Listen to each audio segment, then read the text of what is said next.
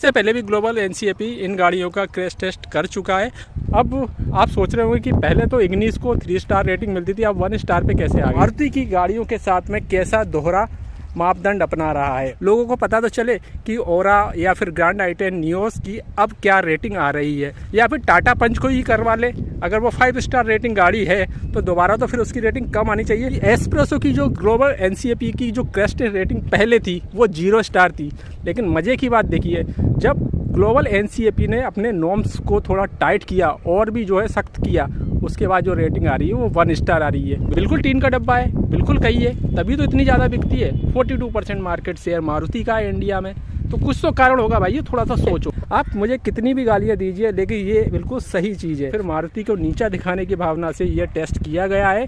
56 लाख की फॉर्चूनर क्यों ना ले लीजिए, लेजेंडरी क्यों ना ले लीजिए, अगर मौत आएगी तो उसमें भी आपकी मौत आ जाएगी। एक या तो आप टैंक ले लीजिए या फिर जो है सुकून ले लीजिए। बट प्लेटफॉर्म लैंड रोवर से ऑटोमेटिक ट्रांसमिशन की बात आती है तो वो होंडा से सोर्स किया है, और जो उसमें इंजन आ रहा है तो वो फिएट से ले रहा है। तो टाटा क्या कर रहा है, अपनी R&D किस में लगा रहा है। नमस्कार दोस्तों, एक बार फिर से स्वागत है एक और नई वीडियो में। मैं हूं आपका दोस्त गिरीश। दोस्तों, वीडियो का टाइटल पढ़ के आपको पता चल गया होगा कि आज की वीडियो में किस टॉपिक पे बात करने वाला हूं। आपको पता है कि ग्लोबल एनसीएपी ने हाल ही में मारुति की 3 गाड़ियां स्विफ्ट, इग्निस और एस्प्रेसो की क्रैश टेस्ट रेटिंग जारी की थी। इससे पहले भी ग्लोबल एनसीएपी इन गाड़ियों का क्रैश टेस्ट कर चुका है, और उसमें जो रेटिंग थी वो 3 स्टार इग्निस को दी गई थी, 2 स्टार स्विफ्ट को दी गई थी और 0 स्टार एस्प्रेसो को दी गई थी। लेकिन अब जो है लेटेस्ट जो रेटिंग आई है, जो कि दोबारा क्रैश टेस्ट करने के बाद आई है, जो कि है इग्निस की 1 स्टार और स्विफ्ट को 1 स्टार और एस्प्रेसो को भी 1 स्टार। तो यहाँ पर जो है जो तीनों ही गाड़ियाँ हैं ना दोस्तों, इनको 1 स्टार रेटिंग मिली है।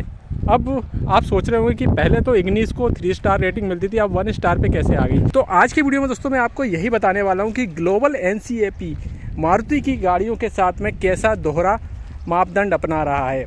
आपको पता है कि इग्निस की जो पहले रेटिंग थी वो 3 स्टार थी।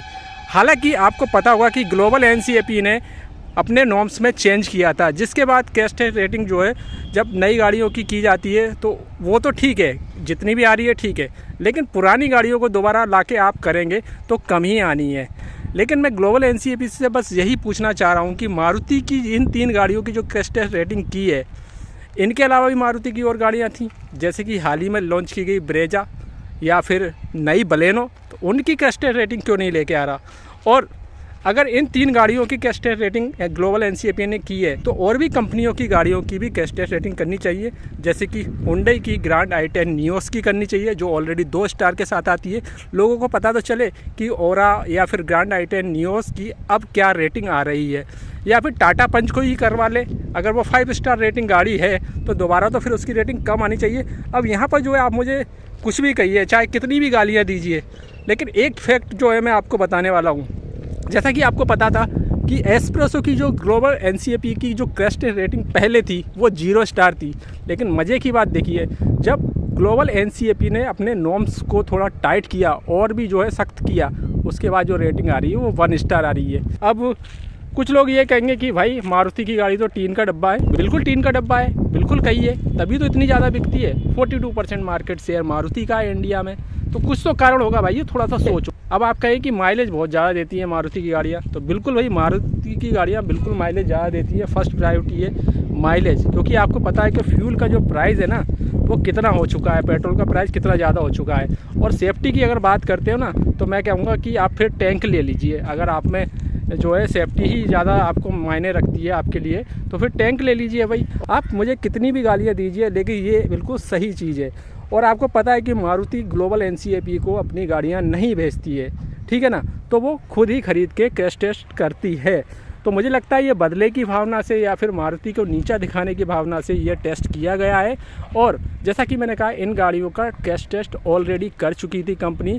उसके बाद जब अभी 2022 में फिर से ये क्रैश टेस्ट किया गया है, तो गाड़ी में एक रत्ती भर भी चेंज नहीं है। आप सोच रहे होंगे कि इग्निस की बॉडी पहले से हल्की कर दी गई, या फिर स्विफ्ट की जो बॉडी होगी उसको कंपनी ने हल्का कर दिया, इस वजह से जो रेटिंग है वो और डाउन हो गई है। तो भाई ऐसा बिल्कुल भी नहीं है। पहले जो इग्निस आती थी और अभी जो इग्निस आ रही है पूरी तरह से सेम ही है, बस जो फ्रंट का बम्पर है, जो रियर का बम्पर है, उसमें बदलाव किए गए हैं। इसके अलावा कोई भी बदलाव नहीं किया गया है। तो बम्पर को चेंज करने से केवल सेफ्टी नहीं बढ़ती, ये आपको भी पता होगा।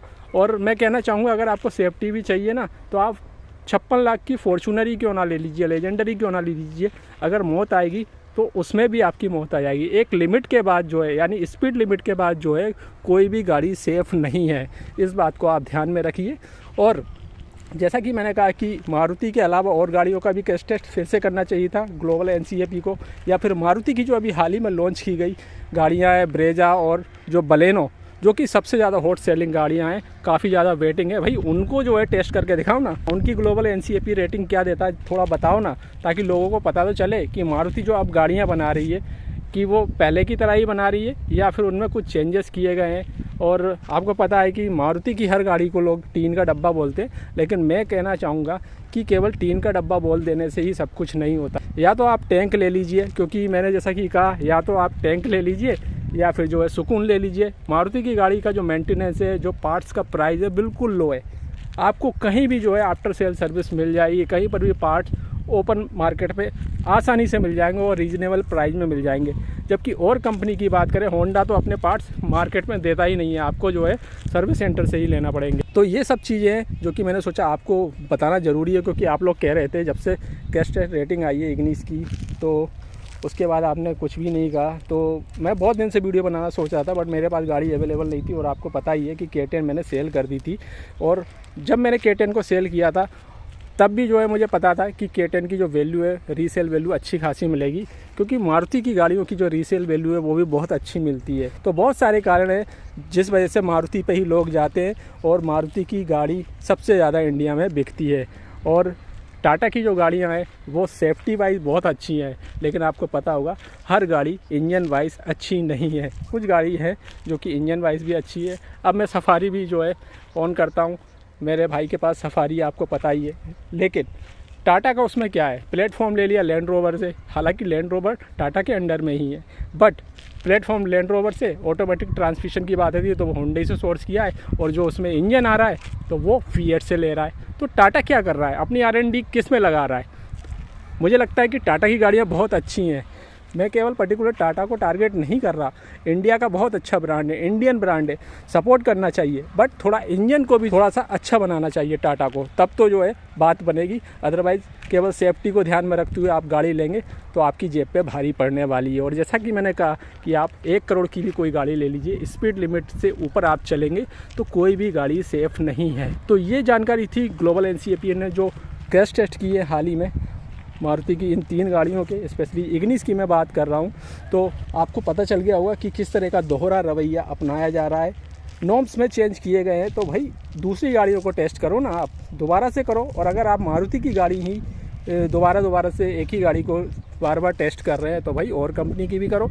जैसे कि मैंने पहले भी कहा कि एस्प्रेसो की 0 स्टार रेटिंग थी, आपने नॉर्म्स इतने टाइट कर दिए, नॉर्म्स में इतने सारे बदलाव कर दिए कि भाई 1 स्टार रेटिंग ऊपर बढ़ गई। तो सोचने वाली बात है किस तरह से टेस्ट कर रहा हो, मुझे तो कभी समझ में ही नहीं आता ग्लोबल NCAP इंडियन मार्केट की गाड़ियों को अपने नॉर्म्स के हिसाब से किस तरह से टेस्ट कर रहा है। तो ये जानकारी थी जो कि हाल ही में ग्लोबल NCAP ने क्रैश टेस्ट किया था 3 गाड़ियों का। अब आपको जो कहना हो कमेंट में ज़रूर कहिएगा, और आपको गाली देनी हो तो बिल्कुल गाली दीजिएगा।